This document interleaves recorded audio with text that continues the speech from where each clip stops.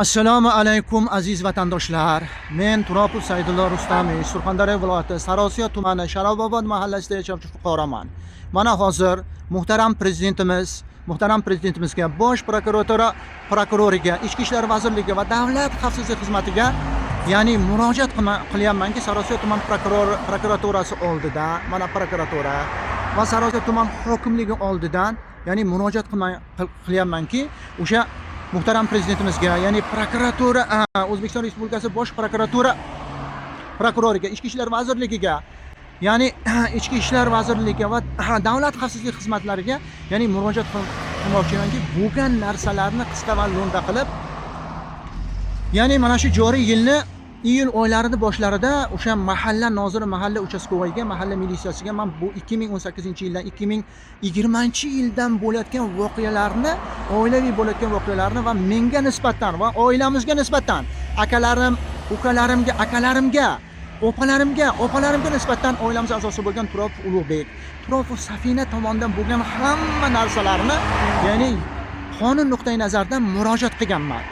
Endi mana shunaqa holat, mana shunaqa bizga nisbatan, oilamizga nisbatan, menga nisbatan mana 2020-yilda men o'zim va akam qurgan o'sha sayz vaqtida qurgan uylarni hech kimdan so'rovsiz, bevosita, bilvosita oilamni ya'ni haydab borib, o'ziga uruq janjal qilib uni haydab borib va akamni urib, onam aralashsa onamni qo'lini sindirib, ya'ni uylarimni buzib tashlagan. Mana shu holat bo'yicha uchashka noziriga hammasini bildirganman. Men mana shunaqa 2018-2020-yildan beri mana shunaqa sargardon bo'lib yuribman. Mana lekin oilaviy sharoit bo'lganligi uchun mana aka ukalar necha marta buni mahallalarga, boshqalarga hammasiga nima qildik. Lekin bu mana shunaqa holat, onam tirikligi uchun, opam tirikligi uchun, akam tirikligi uchun shu oilada bo'lib, qanaqadir ba'zi bir sabablarga ko'ra bu narsa yechilmay qoldi. Shuni hammasini endi qonun nuqtai nazaridan men ham haqliman. O'sha xonadonda tug'ilganman, shu xonadon fuqarosiman. Endi meni kirgani qo'ymaydi. Nima uchun yo akalarimga, yo bizga nisbatan, oilamizga nisbatan ta'ziq o'tkazadi degan, ya'ni murojaatnomani yo'llaganman. Qisqa sodda qilib gapirganda. Va endi marhum onam tiriklik bo'lganlarida bir necha nima qilganda onamni bosim qilib, boshqa qilib marhum onam bu bosimlardan o'lib ketdi. Marhum Turopov Sunnatullo akam bir necha bor masalan ichki ishlar xodimlariga, mahalla xodimlariga, boshqa xodimlarga nima qildigan, lekin yuzaki masalan ish nimaga qolib ketdi. Endi bir necha bor men o'zim ham masalan o'shanga zulm qilma, boshqa qilma, meni uyimni buzib tashlading, mana akamning mazasi yo'q, zulm qilyapsan, boshqa qilyapsan deganimda menga nisbatan men juda adovatli qilib, menga ham bir necha marta tan jarohatlari yetkazgan. Bu hujjatlari, dokumentlari hammasi endi mana Sunnatullo akam bir necha marta Sunnatullo akamni ya'ni uylanishiga qarshilik qilib, uni ishiga to'sqinlik qilib, unga nisbatan bir necha marta kecha kunduzlari unga bosim o'tkazib, ya'ni o'g'il qizlari bilan unga bosim o'tkazib, bir necha ruhiy, moddiy, ma'naviy bosim o'tkazgan. Bir necha bor mana shu holatlar bo'yicha Sunnatullo akam mahallaga yoki bizga ham murojaat qilgan joyi bor. Juda ko'p bosim o'tkazishlari natijasida marhum akam Turopov Sunnatullo o'tgan yil 2025-yil noyabr oylarida mana shu 2 kun oldin uni uyiga qamab urganligi uchun, bosim o'tkazgani uchun ertalab ishga kelib mazasi qochib, ya'ni Banisada vafot etdi. Mana shu oilamiz a'zosi bo'lgan Turopov Ulug'bek, Turopov Safinani jabridan, boshqalaridan.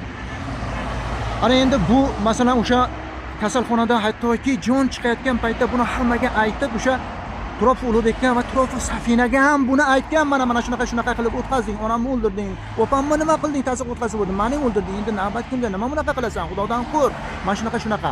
Bu holatlarni hammasini o'sha ichki ishlar noziriga hammasini qonun nuqtai nazaridan huquqiy baho berish va meni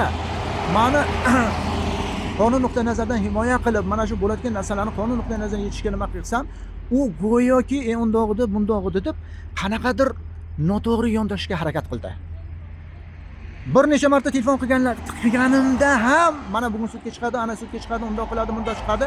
Shu jarayonda men aytdim, yo'q, buni iloji yo'q, bizani chaqirib o'tirma, mayli, sudga chiqarib var, mana shunaqa holatlar bo'yicha men har bir yozgan narsam uchun men javob beraman degan, ya'ni o'sha murojaatlarni qilganman, boshqalarni qilganman, lekin mana shu uyga jarayoniga kirishda bizani syomka qilib, bizga nisbatan, shaxsimizga nisbatan, oilaga nisbatan, hattoki akam mana yaqinda noyabr oyida bu hech qancha bo'lmagan marosimlarni o'tkazishga, uyda tozalashimizga, boshqa qilishimizga qarshilik qilib, to'sqinlik qilib qancha narsalarni, masalan,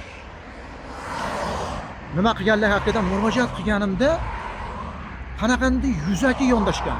Mana shu uyga kirish jarayonida oilamiz a'zosi bo'lgan Turopov Ulug'bek, Turopov Safina mana shu oyni boshlarida taxminan 4-iyunmi, 4-iyun kuni meni boltalab va bir necha bor tan jarohati yetkazdi. Men undan oldin uni haqoratlariga, boshqalariga yildirib kirgizganman, lekin o'sha mahalla noziri bunga qanaqadir sog'liq bilan qanaqadir bir noto'g'ri yondashib bu orqaga qolib ketdi. Mana necha marta aytdim, endi mahalla noziri o'sha urgan jarayonda men shunaqa holatda bo'lib qoldimki, stress bo'lib qoldim. Oyog'imdan qon ketib yotibdi. Boshqa qilib ketyapti, lekin o'shanda ham Turopov Ulug'bek, Turopov Safina bu narsadan meni haqorat qilishdan to'xtamayapti. To'g'ri, men ham shunchalik bir qizishgan holatda kelib yotibmanki, boshqa qilib yotibmanki, o'zimni yo'qotib qo'yganman. Nima degan bo'lsa bo'lganman. Endi bu holatlarni ko'rib oxiri hushdan ketib qoldim. Boshqa odamlar kelib meni olib borib tan jarohati yetkazgan, bolta bilan urgan, oyoqlarimni o'sha bolta bilan tilganlar haqida mana ekspertizadan o'tgan xulosalari bor, boshqalari bor. Mana sudga chiqarganda boshqa qilganda endi qarangki, men bir necha yildan beri 2018-2020 yildan beri jabrdayman. Turopov Ulug'bek, Turopov Safina tomonidan o'zimga tegishli bo'lgan ota-onam va bevosita o'zim qurgan uyni buzib tashlab ko'chalarga sarson sargardon bo'lib yuribman. Bo'lgan voqeani hammasini uchastkoga aytayapman. Men o'zi charchab qoldim, mazam yo'q. Men qayerga arendaga qachongacha yashay? O'zim uyimga kirib chiqaman. Bu qonuniy baho berish kerak. Buni nima qilish kerak? Mana nima uchun o'zini nimaga tegishli bo'lgan joyga bu yashamayapti-da, mana bunaqa mamlakatimizda kim vakolat bergan? Uni men bilmasam deydi. Mana sudga kirganimizda qarangki nima deyapti? Uchastko endi ukasi kemarkan ukasini da'vosi. Men aytdim, qanaqa ukam da'vogar bo'ladi? U masalan u javobgar-ku, men kaltak yedim-ku, men nima qildim-ku desam, endi sud jarayonlari shunaqa bo'lar ekanki, bir kirishda 5 ta, 6 ta yoki 10 tagacha uchastko'y o'zini odamlarni olib kelayotganda 2-3 og'iz gapirib, nima qilib hammasini men holatga muhtaram sudga, o'rtoq sudyaga hammasini tushuntirganimda, hattoki men sudni ham o'zini tanishtirishga ham bilmadim, men eshitmadimmi, boshqa qilmadimmi, men bilmadim. Ukamga ham jarima qo'ydi, menga ham jarima qo'ydi. Qanaqasiga men 2020-yildan beri 2020-yildan beri avora sarson bo'lib, meni mulkimni buzib tashlab, mana hozirgacha kerakli bo'lgan materiallarimni hozirgacha sotib, qancha jinoiy sxemalar qilib turibdi. Buni mana video murojaatda aytib bo'lmayotgan narsalar bor, lekin shuni hammasini murojaatlarimda keltirib boshqa qilganman. Yana menga nisbatan masalan qanaqa qilib men jinoyatchi bo'lishim mumkin, qanaqa qilib o'zim avora, uysiz, joysiz arendaga yurib zo'rg'a kasalman bo'lib qolganman, yana menga shira qo'yishi mumkin. Endi uchastka noziriga aytsam, bu mana shunaqa aslida mana Sunnatullo akamni ham shunaqa qilib bosim qilib o'ldirdi, lekin biz ham mana shunaqa holat bo'ldi. Buni o'zing ham yaxshi bilasan. Nima uchun mana shunga to'g'ri yondashmagansizlar? Yaxshi ham deydi, sizni deydi. Yaxshi ham sizni deydi, 15 ga qamamadik-ku deydi. Qarang, men demoqchimanki, endi muxtasar qilib aytganda muhtaram prezidentimiz, O'zbekiston Respublikasi Bosh prokuraturasi, O'zbekiston Respublikasi Ichki ishlar vazirligi, Surxondaryo viloyat bosh prokuraturasi, Surxondaryo Ichki ishlar vazirligi, iltimos menga huquqiy baho beringlar. Men ko'chalarda avora sarson bo'lib yuribman. Men qayerga yashay? O'zimni qurgan mulkimni buzib tashlab, hozirgi o'zimga kerak bo'ladigan materiallarni ham sarson sargardon avora bo'lib yuribman. Men kimga murojaat qilishim kerak? Bir necha emas, bir necha bor murojaat qilganman, yoki men ham jinoyat qilishim kerakmi? Muhtaram prezident, biz sizni chiqargan qonunlaringizda, ya'ni prokuraturani nazoratlarini, Ichki ishlar vazirligining nazoratlarini, boshqa yuqori tepa tashkilotlarini nazoratlarini hech qanaqa shak shubhamiz yo'q, lekin ba'zi bir mana shu xodimni o'zini nimasiga noto'g'ri yondashganligi uchun mana shunaqa holatlar bo'lib yuribdi. Bizga o'xshaganlar avora sarson bo'lib yuribdi. Iltimos, bundan tashqari Turopov Ulug'bek bir necha marta Toshkentga masalan jinoiy sxemaga qo'shilib, bu masalasida masalan o'sha kredit masalalari bo'yicha boshqa masalan menga nisbatan, boshqaga nisbatan juda ko'p jinoyatlar qilgan.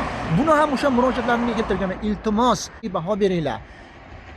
Aziz vatandoshlar, aziz o'sha huquq tartibot organlari, ya'ni axborot ommaviy nimalari, bunga menga yordam beringlar. Meni o'zim mani o'zim sog'lig'im nimam xavf ostida bo'lib turibdi.